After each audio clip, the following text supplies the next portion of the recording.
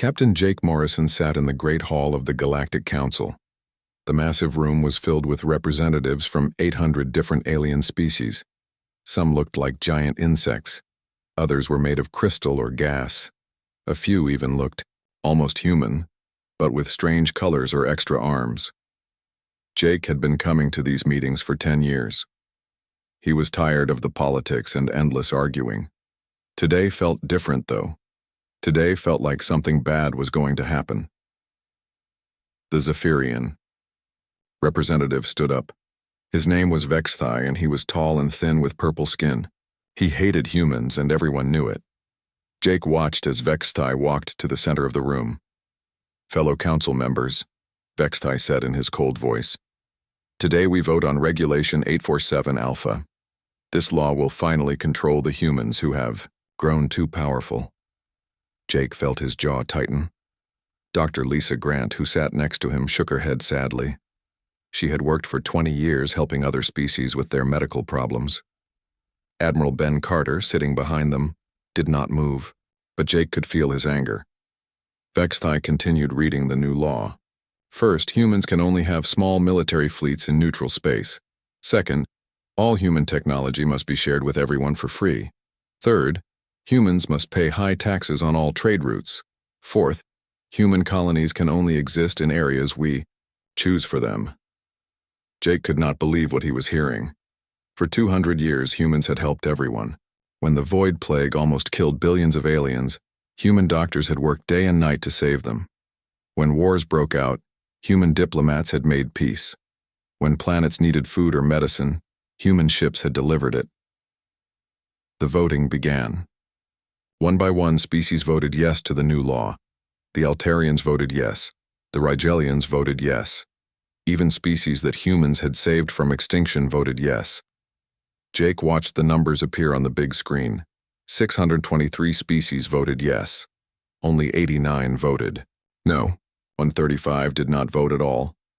Vexthai smiled with satisfaction. The vote passes. Humans have been too comfortable for too long. They think they are better than everyone else. Now they will learn their place. Jake stood up slowly. The entire hall became quiet. 800 species looked at the human captain. He was not tall or scary looking. He was just a normal human man in a blue uniform. But when he spoke, his voice carried across the huge room. "Very well," Jake said calmly. "You want to see what the galaxy looks like without human help? You want to know what happens when we are not here to solve your problems? You will get your chance." Jake turned to Dr. Grant. "Lisa, download all our research files. Take everything." Dr. Grant nodded and began typing on her computer. She was copying years of medical research that could save millions of lives. Jake looked at Admiral Carter. "Ben, contact Earth. Tell them we are coming home." Admiral Carter spoke quietly into his communicator. Within minutes, human personnel all over the galaxy would receive the same message: pack up and leave. Jake turned back to face the council. Vexthai was still smiling, but some other representatives looked worried now.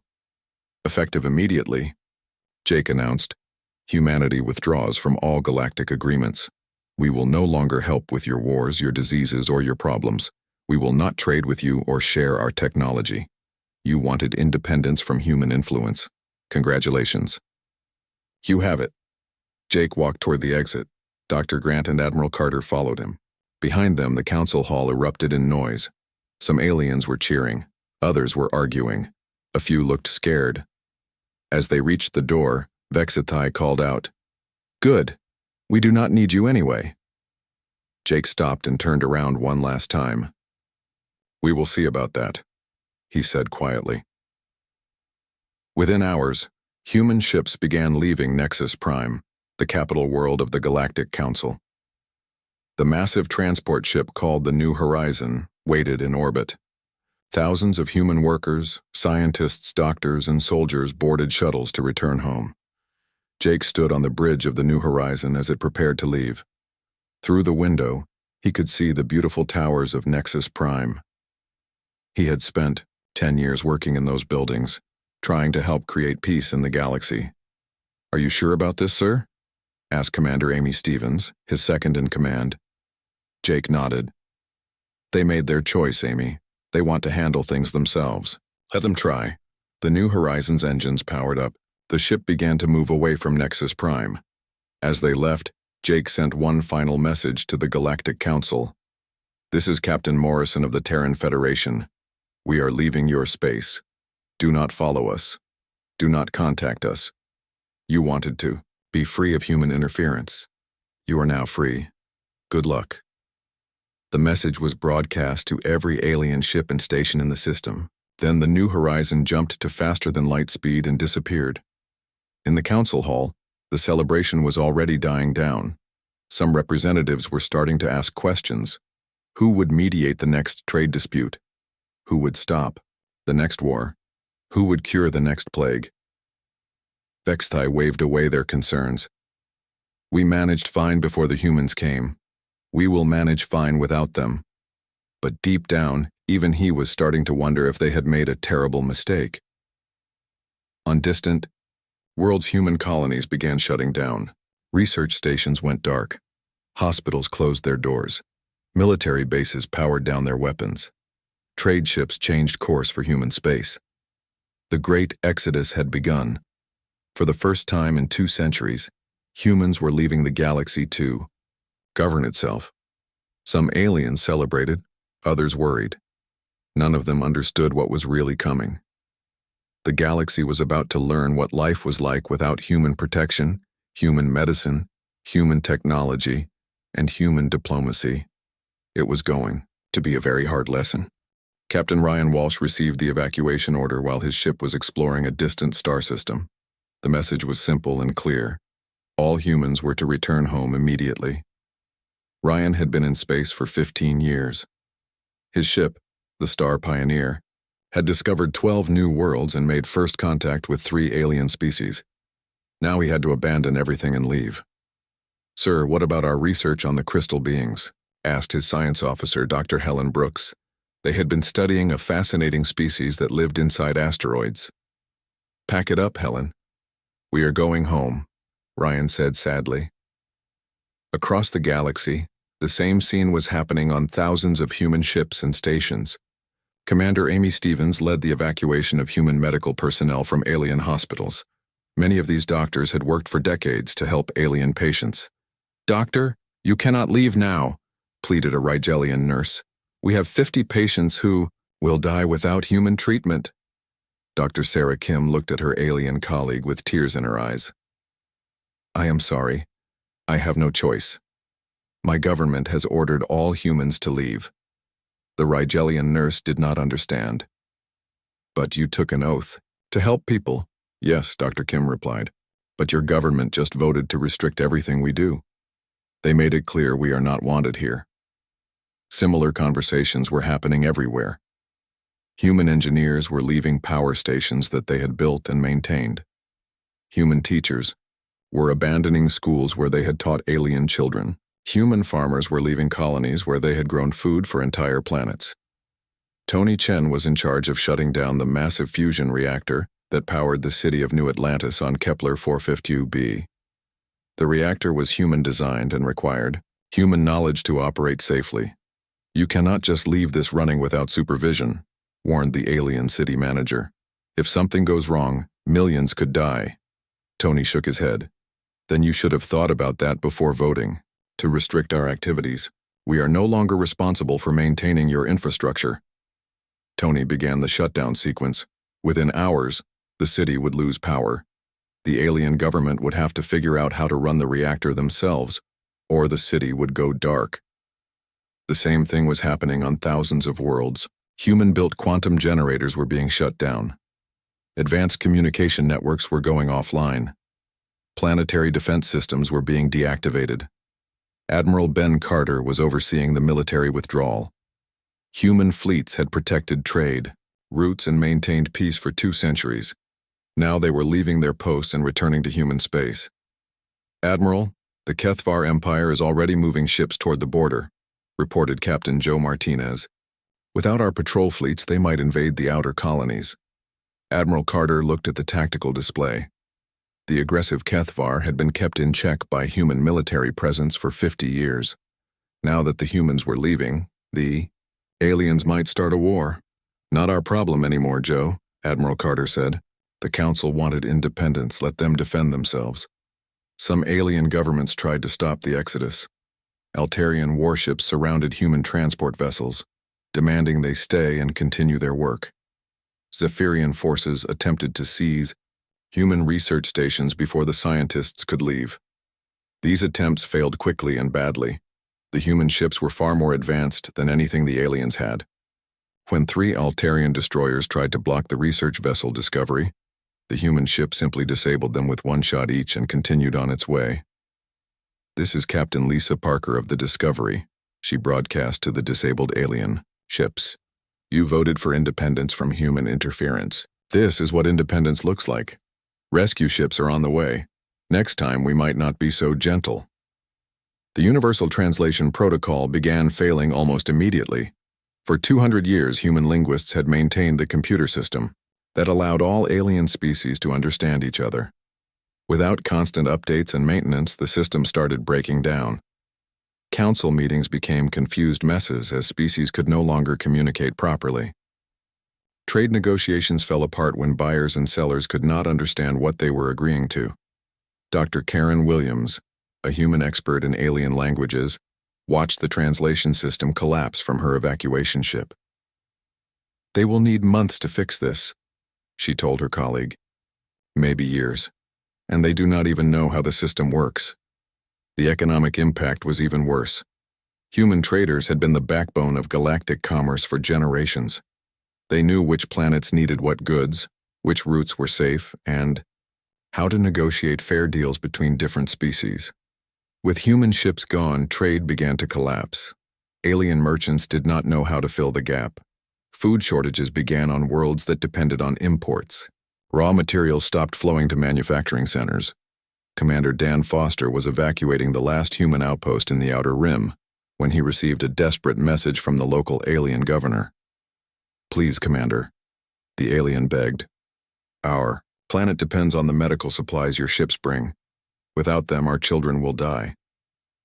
Dan felt sorry for the alien, but his orders were clear.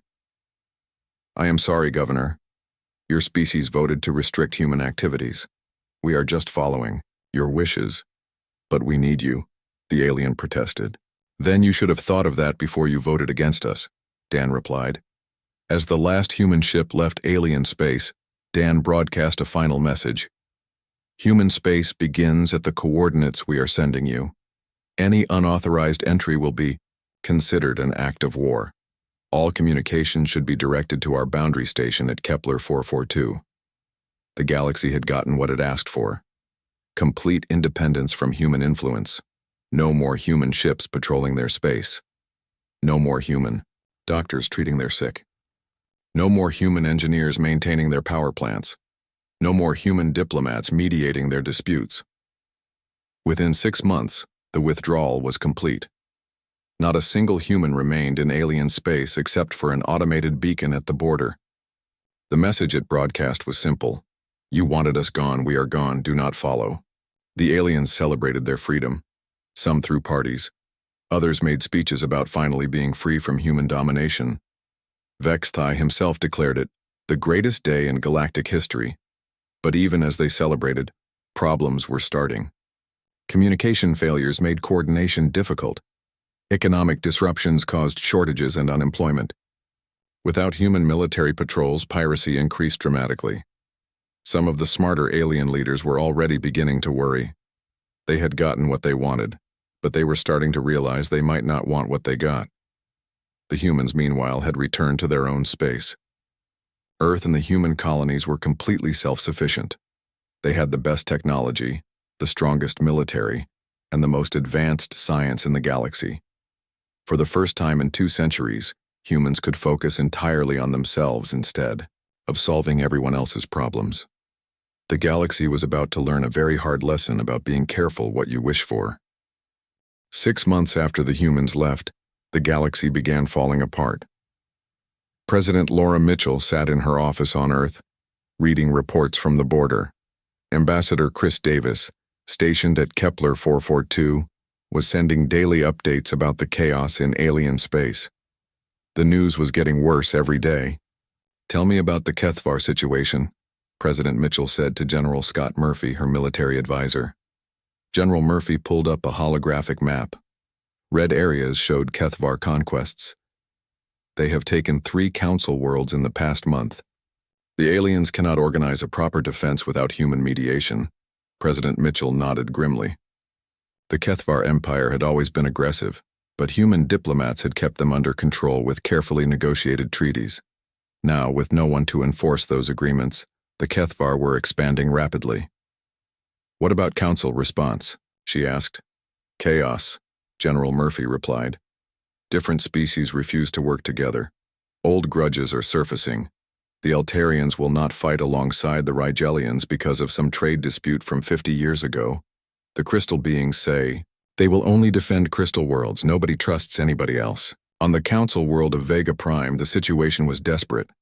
HFY warships had surrounded the planet, demanding surrender. The local defense fleet was outnumbered 3-1. "Where is the council support fleet?" demanded Governor Yextar, a beetle-like creature with 6 arms. "The Altarians are still arguing about who should lead the mission," replied his aide. "The Rigelians want payment in advance. The others are afraid to leave their own worlds undefended." Governor Yextar remembered how quickly human peacekeepers used to respond to threats. Captain Morrison and his fleet could have been here in 2 days, ready to fight. Now it had been 3 weeks and help was nowhere in sight. The Universal Translation Protocol was failing faster than anyone expected. Dr. Karen Williams, monitoring the situation from human space, watched the breakdown with professional interest and personal sadness.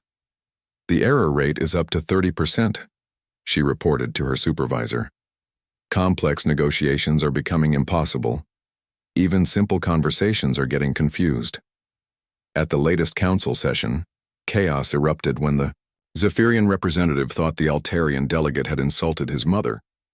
In reality, the translation error had confused your wise leadership with your ugly offspring. The resulting argument led to both species walking out of the meeting. The medical crisis was even worse. A new strain of the Void Plague had appeared on Rigel 7th.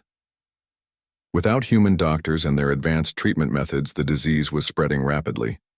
Dr. Mike Thompson, watching from Earth, knew exactly how to stop the outbreak. "We could have this contained in 3 days," he told his colleagues. "The nanobotic treatment we developed last year would work perfectly, but the humans were not involved anymore. The alien doctors tried their own methods, but they did not understand human medical techniques. The death toll rose daily. Captain Joe Martinez was patrolling the human border when he received a desperate transmission from Rigel 7. "Please, we need help," the alien doctor begged. "Our children are dying. We know you have the cure." "Captain." Martinez felt sorry for them, but his orders were clear. "I am sorry, but humanity no longer provides assistance in alien space. You will need to contact your own government." "Our government cannot help us," the doctor cried. "Only you have the medicine we need." "Then perhaps your government should not have voted to restrict our activities," Captain Martinez replied sadly, and closed the communication channel. The economic collapse was accelerating. Planets that had depended on human trade for food and medicine were running out of supplies. The complex shipping networks that humans had managed for decades were breaking down. On the manufacturing world of Tau Ceti III, factories were shutting down because they could not get raw materials. The human traders who used to coordinate these shipments were gone, and no one else knew how to do their job. "We need titanium from the mining worlds," factory manager Kolthek told his workers. "But the miners want payment in Altarian crystals, and the crystal traders want Rigelian grain, and the grain farmers want medical supplies that nobody has." The old trade networks had been incredibly complex, with hundreds of species trading thousands of different goods. Human merchants had understood these relationships and made the whole system work. Without them, everything was falling apart. Ambassador Chris Davis received an average of 50 desperate messages per day at the border station. Alien governments begged for help with everything from trade disputes to military attacks to medical emergencies. Please reconsider your withdrawal, pleaded one message from a group of moderate council members. We understand that mistakes were made. Perhaps we can negotiate new agreements. Davis sent the same reply he had given to every request. Humanity no longer participates in galactic affairs. Please direct your concerns to your own governmental bodies. The situation reached a crisis point when Councillor Vextai, the Zephyrian who had championed the anti-human law, led a coalition fleet to the human border. His ships were a mix of different alien technologies, poorly coordinated and outdated. This is Councillor Vextai, he broadcast to the border station. We demand immediate technological assistance. Humans owe the galaxy repayment for past galactic cooperation. Captain Martinez was on patrol duty when the alien fleet approached. His single patrol ship, the Liberty, was facing 50 alien warships. The odds looked terrible, but appearances could be deceiving. Alien fleet, you are entering human space without authorization, Captain Martinez warned. Turn back immediately. Vextai laughed. One human ship against 50 of ours? You will surrender and provide the assistance we require. Negative, Captain Martinez replied. You have 5 seconds to turn around. Vextai gave the order to attack. It was the biggest mistake of his life. The engagement lasted exactly 5 minutes and 37 seconds. Captain Martinez's patrol ship had technology that was decades ahead of anything the aliens possessed. Automated defense systems disabled the entire alien fleet without even requiring human input. When it was over, 50 alien warships were drifting helplessly in space, their weapons and engines destroyed, but their life support intact. Not a single alien had been killed, but their ships were completely helpless. This is Captain Martinez, he broadcast to the disabled fleet. You attacked human territory. By rights, I could destroy you all. Instead, I am sending coordinates for a rescue beacon. Your own people can come get you. Do not return. The news of the 5-minute war spread across the galaxy within hours. Alien military leaders were shocked by how easily human technology had defeated their best ships. Some began to wonder if humanity had been holding back during their years of cooperation.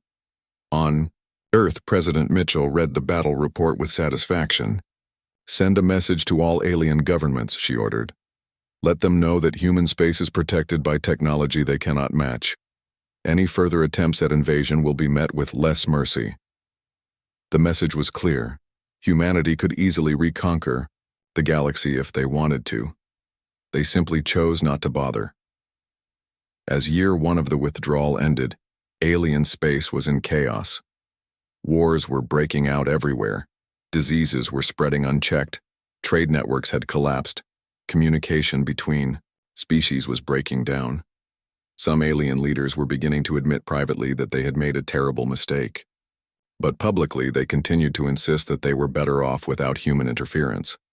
Vextai, rescued from his disabled ship and facing rebellion on his own worlds, still refused to admit error. This is temporary, he insisted. We will adapt. We will grow stronger without human dependence. But deep down, even he was starting to doubt his own words. The galaxy was falling apart, and everyone knew that only humans had the knowledge and power to fix it. The question was whether human pride would ever allow them to return, and whether alien pride would ever allow them to ask. 1 year after the human withdrawal, galactic civilization was dying. Admiral Kate Harrison stood on the bridge of the human battleship Defiance, watching her sensors track refugee ships approaching the border. Thousands of alien vessels were fleeing their collapsing worlds, hoping to find safety in human space. Admiral, we have another group requesting asylum, reported Commander Dan Foster. 300 ships from the Altarian system. They say their government has fallen and pirates control their space. Admiral Harrison sighed. This was the hardest part of her job. Every day, more desperate aliens arrived at the border, begging for help. Her orders were clear. No aliens were allowed into human space, but watching them suffer was difficult. Send them the standard message, she ordered. We cannot provide assistance. Direct them to contact their own authorities. Ma'am, they say their authorities are dead, Commander Foster replied quietly. Admiral Harrison closed her eyes for a moment. Then tell them to contact whatever government they can find. We are not involved in galactic affairs anymore. On Earth, the political debate was getting intense. Senator Paul Jackson was leading a growing movement to resume contact with the aliens. We cannot just watch billions die, Senator Jackson argued in the Senate chamber. We have the power to stop these wars and cure these diseases. We have a moral obligation to help. Dr. Mike Thompson disagreed strongly. For the first time in 2 centuries, human science is advancing without interruption, he countered. We have made incredible discoveries this past year. If we go back to babysitting the galaxy, we will lose this progress. The discoveries were truly amazing. Human scientists, free from the constant demands of galactic crisis management, had achieved breakthroughs that seemed impossible. Dr. Alex Rivera had perfected instantaneous communication across any distance. The quantum entanglement network could connect Earth with the most distant human colonies without any delay. Dr. Lisa Grant had developed medical nanobots that could cure any disease and repair any injury. The technology could even reverse aging and extend human life indefinitely. Dr. Tony Chen had created terraforming machines that could turn dead rocks into garden worlds in just 6 months. Humanity would never need to worry about overpopulation again.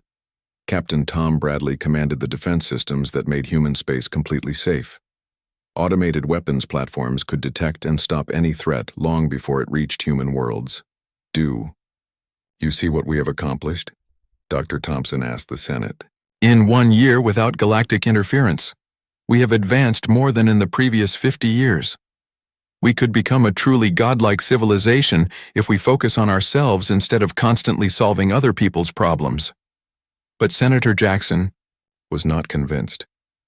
What good is godlike power if we use it to watch innocent beings suffer? The aliens may have been foolish, but do their children deserve to die for their leaders' mistakes?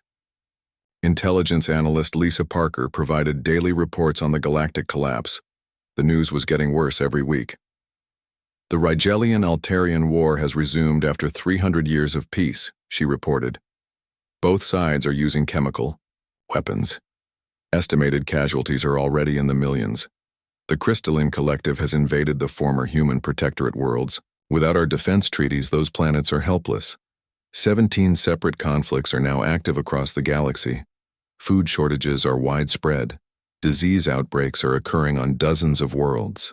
The infrastructure failures were accelerating. Human-built systems required regular maintenance and updates that no one else knew how to provide. Power grids were failing across alien space. Communication networks were down in many sectors. Transportation systems were breaking down. On the Bondor, former council capital of Nexus Prime, the situation was desperate.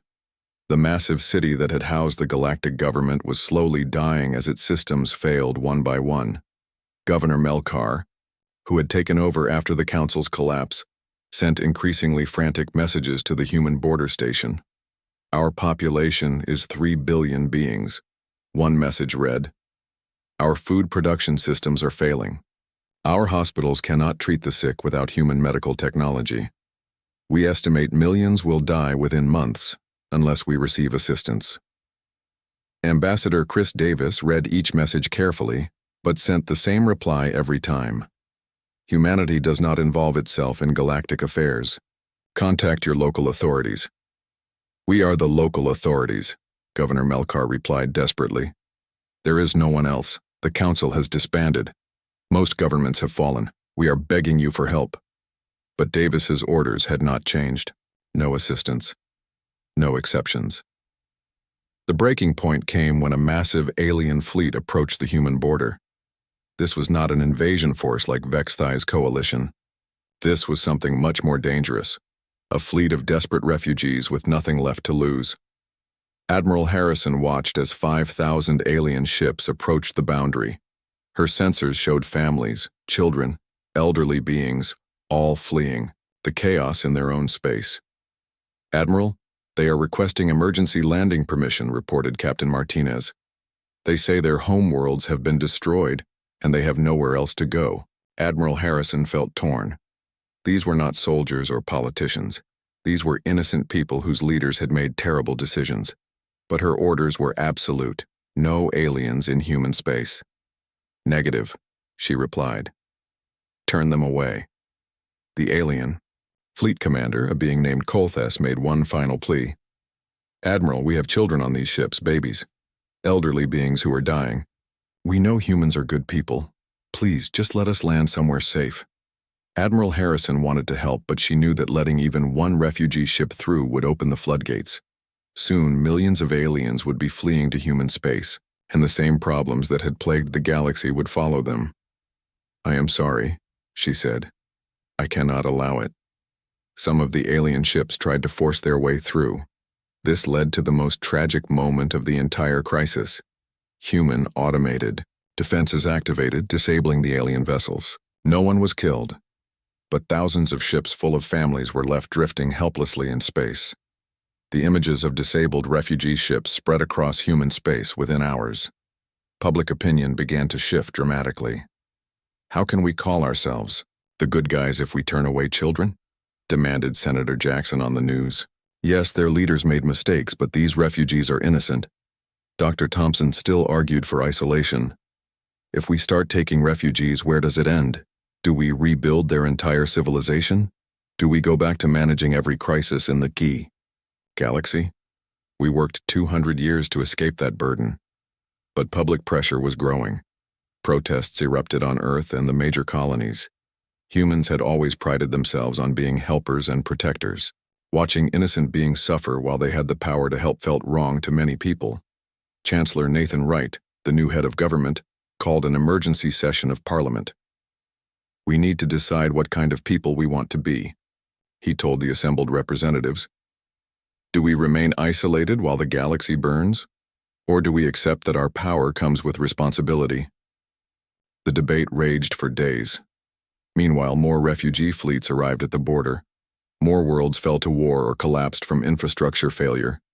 More desperate messages arrived begging for human intervention. Finally, a compromise was reached. Humanity would not resume full galactic involvement, but they would provide limited humanitarian aid to prevent mass extinction events. Dr. Rivera was put in charge of the humanitarian mission. We will save lives, he announced, but we will not rebuild their governments or solve their political problems. This is emergency assistance only. The first human relief ships launched within days. Captain Bradley commanded the medical vessel, Redemption, as it headed for plague-stricken worlds. His orders were simple: cure the sick and leave. No long-term commitments. But everyone knew this was just the beginning. Once humans started helping again, the aliens would want more and more assistance. The galaxy would expect them to solve every problem just like before. The question was whether humanity would be strong enough to help without becoming trapped in the same cycle of endless responsibility that they had worked so hard to escape. The relief ships crossed into alien space for the first time in over a year. Both humans and aliens held their breath. The future of the galaxy hung in the balance. 18 months after the withdrawal, the unthinkable happened. A delegation of alien leaders arrived at the human border in a ship that was barely functional. These were the same beings who had once voted to restrict human activities. Now they came as beggars. Chancellor Nathan Wright watched the approaching vessel on his office screen. The ship was leaking atmosphere and running on emergency power. Its hull was scarred by weapons fire, probably from pirates or one of the many wars raging across alien space. Sir, they are requesting permission to dock, reported Commander Beth Sullivan from the border station. They say they represent what remains of the Galactic Council. What remains? Chancellor Wright asked. Apparently, the original council dissolved 6 months ago when Nexus Prime lost power permanently. This is some kind of emergency coalition government. Chancellor Wright studied the intelligence reports spread across his desk. The galactic collapse was complete. Over half the star systems in the galaxy were either at war or had suffered complete governmental breakdown. Billions of beings had died from starvation, disease, or violence. Let them dock, he decided. I want to hear what they have to say. The alien delegation was pathetic. Councillor Vexithai, once proud and arrogant, now looked broken and desperate. His purple skin was pale, and his expensive robes had been replaced by simple clothes. Behind him came representatives from a dozen species, all looking equally defeated. Ambassador Maria Gonzalez met them at the docking bay. She had to hide her shock at how bad they looked. These beings had once ruled the galaxy. Now they looked like refugees. "Thank you for seeing us," Vexithai said quietly. His translator was an old model that kept glitching, making him hard to understand. "We come to request your assistance." "Request?" Ambassador Gonzalez asked. "The last time we met, you were making demands and passing laws to restrict us." Vexithai looked ashamed. "We were wrong. We were foolish and proud. We thought we could manage without human help. We were completely wrong." The delegation was brought to Earth under heavy guard. Chancellor Wright met them in the same conference room where human diplomats had once negotiated treaties to benefit alien worlds. The irony was not lost on anyone. "Speak," Chancellor Wright said simply. Vexithai was clearly struggling to find words. "Chancellor, our civilization is dying. Wars rage everywhere. Our technology has failed. Our people are starving. We estimate that half the galaxy's population will be dead within 2 years if current trends continue. And you want our help," Chancellor Wright stated. "We beg for your help," Vexithai corrected, his voice breaking. "We know we have no right to ask. We know we brought this disaster on ourselves. But billions of innocent beings are suffering for our mistakes." Another alien delegate, a crystalline being named Shartel, spoke up. "We offer complete surrender. We will accept any terms you require. We will give you anything you want. Just please help us stop the dying." Chancellor Wright leaned back in his chair. "Anything we want?" "Yes," Vexithai said desperately. "Complete control of galactic government. Access to all our resources. Recognition of human superiority. Whatever you demand." "And if we refuse?" The aliens looked at each other hopelessly. "Then our civilization ends," Vexithai admitted. "And billions more die before the collapse is complete." Chancellor Wright called a recess and met with his advisors. The debate was intense but brief. "They are offering us everything," observed General Murphy. "Complete control of the galaxy on our terms." "It is what we deserve," added Dr. Thompson. "They created this mess. If we fix it, we should be in charge." Senator Jackson was more cautious. "Are we sure we want this responsibility? Ruling 800 species is not easy." "It is easier than watching them all die," replied Dr. Rivera, who had been running the humanitarian missions. "The suffering out there is beyond description. Entire planets are eating their dead. Children are dying of diseases we cured decades ago." Chancellor Wright made his decision quickly. "We will help them, but this time it will be on our terms, under our leadership, for as long as we decide." The terms humanity presented were non-negotiable. First, the complete dissolution of the old Galactic Council and all existing alien governments above the planetary level. Second, the establishment of the Terran Federation with humans in permanent control of all major decisions. Third, immediate access to all alien technology, resources, and scientific knowledge. Fourth, formal acknowledgement that the galactic collapse was caused by alien rejection of human leadership. Fifth, permanent guarantees that human authority would never, again, be questioned or restricted. Sixth, the right to place human governors on any world that could not maintain basic civilization standards. The alien delegates agreed to everything without argument. They had no choice. It was accept human rule or watch their entire civilization die. "We agree to all terms," Vexithai said quietly. "When can you begin restoring order?" "Immediately," Chancellor Wright replied. "But understand this.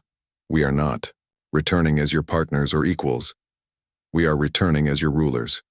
You will follow human law, accept human authority, and be grateful for human protection." The reconstruction began within days. Human fleets spread across the galaxy, stopping wars with overwhelming force. Human doctors arrived on plague worlds with advanced medicines. Human engineers restarted failed power systems and communication networks. Captain Jake Morrison, the ambassador who had led the original exodus, was named the first Terran Governor-General of Galactic Affairs. He established his headquarters on Nexus Prime, which human engineers quickly restored to full functionality. "This is not conquest," he announced to the assembled alien leaders in his first address. "This is the natural result of your own choices. You rejected our partnership and discovered you could not survive without our protection. Now you will have that protection, but as subjects, not as equals." Dr. Lisa Grant became director of the new Galactic Health Initiative, with absolute authority over medical policy across all alien worlds.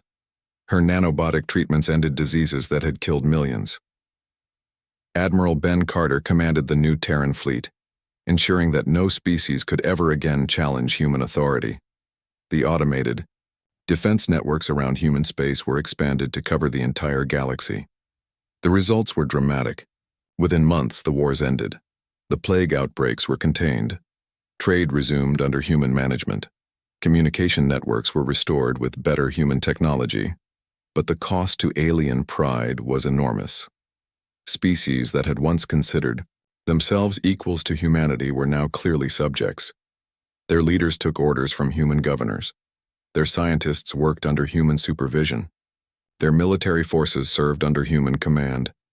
Vestan was given a minor administrative position, managing waste disposal on a small colony world. His fall from power was complete, but he accepted it gratefully. At least his people were alive. "Do you regret voting against us?" Captain Morrison asked him during an inspection visit. Vestan looked up from his reports with tired eyes. "Every single day, sir. We were arrogant fools who mistook your kindness for weakness. We thought we could do without you. We learned how wrong we were. And now? Now we know our place," Vestan replied humbly. "Under human protection, serving human interests, grateful for human mercy." The transformation was complete. The galaxy that had once tried to restrict human influence now depended entirely on human leadership for its survival. Chancellor Wright addressed the first session of the new Terran Senate, where representatives from 800 species listened, respectfully as he outlined humanity's vision for the future. "2 years ago you decided you no longer needed human guidance," he said calmly. "You learned the price of that independence. You came to us asking not for partnership, but for salvation. We offer both, but on our terms under our leadership, for the betterment of all species who accept human authority. This is not conquest. This is responsibility we never wanted, but which you have forced upon us. We will be fair. We will be just, but we will never again allow galactic politics to threaten the peace and prosperity that only human leadership can provide." The assembled delegates rose in unanimous applause. They clapped not from enthusiasm, but from recognition that humanity represented their only hope for survival. The galaxy had learned its lesson. Human superiority was not a matter of opinion, but a fact of nature. Those who accepted this truth prospered under human protection. Those who had rejected it had paid a terrible price. The age of human dominance had begun not through conquest, but through the simple demonstration that the galaxy could not survive without human guidance, and everyone, human and alien alike, knew it would never end.